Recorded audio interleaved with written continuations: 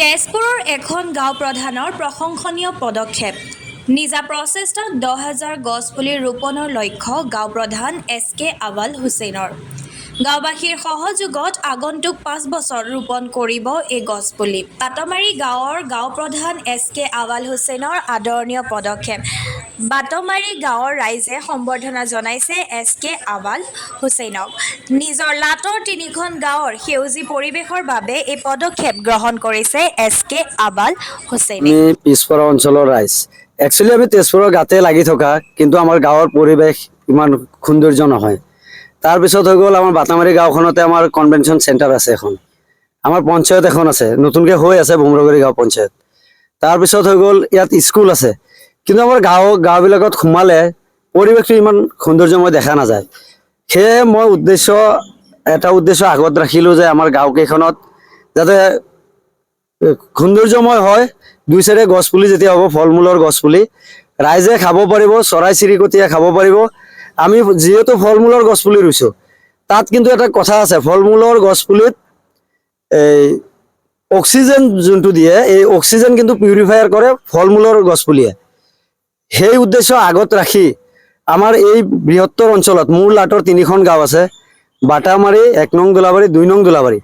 এই 3খন গাঁৱত মই 10,000 গছপুলি ৰোপণ কৰিম বুলি অহা 5 বছৰৰ ভিতৰত উদ্দেশ্য আগত ৰাখি মই এই কাম কৰি যাম। মোৰ লগত মোৰ সতীৰ্থ এইখন গাঁৱৰ ৰাইজ আছে, ৰাইজে মোক সহযোগ কৰি আছে, আৰু অন্যান্য গাঁৱৰ ৰাইজেও মোক সহযোগ কৰিব বুলি প্ৰতিশ্ৰুতিবদ্ধ আছে মোৰ লগত। কৰিব, তেখেতসকলে সহযোগিতা আগবঢ়াব।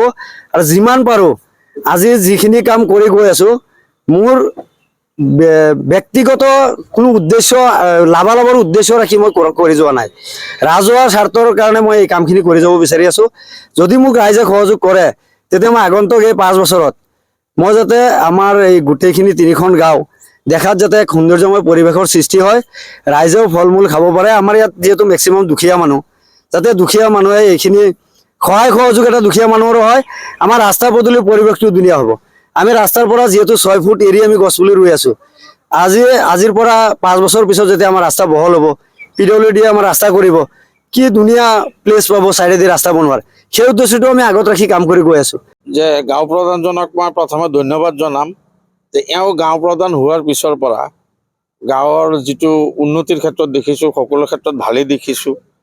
যে যিটো দেখিছোঁ যে ড্ৰাগছৰ পৰা, মদ ভাঙৰ পৰা বিৰোধ কৰি সকলো ল'ৰাক একেলগে লৈ গাঁৱৰ যিখিনি কাম কাজ কৰিছে, সকলো খবৰ মই পাই থাকোঁ। হয়তো মোৰ বয়সত সৰু বুলি মই ইমান এটা যোগাযোগ নকৰোঁ, সম্পৰ্কৰ মোৰ ভতিজাও হয়, যোগাযোগ নকৰোঁ, কিন্তু অহা যোৱাৰ ক্ষেত্ৰত যিখিনি দেখিছোঁ, যিখিনি কাৰুকাৰ্য লৈছে হাতত, যিখিনি পদক্ষেপ লয়, সকলো পদক্ষেপ খুব ধুনীয়া।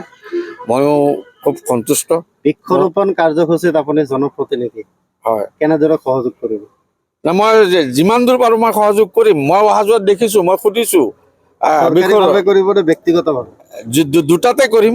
যিহেতু মোৰ এইটো জন্মস্থান গাঁও, মই দুটাতে কৰিম। মই কৈছোঁ যে বোলে মই আগন্তুক দিনত মই তোমালোকক যি পাৰোঁ মই সহায় কৰিম, আৰু কিবা থাকিলে মোক জনাবা, মই আহিম, মই তোমালোকৰ লগত থাকিম। ভাল লাগিছে, গাঁওখনৰ পৰিৱেশ ভাল হৈ আছে, সকলো ক্ষেত্ৰত ভাল হৈ আছে, এইটো মই স্বীকাৰ কৰিছোঁ। আৰু মই ইয়াৰ বাটামাৰী গাঁৱৰ উদীয়মান যুৱকসকলকো মই ধন্যবাদ জনাইছোঁ আপোনালোকৰ এই মাধ্যমৰ যোগেদি।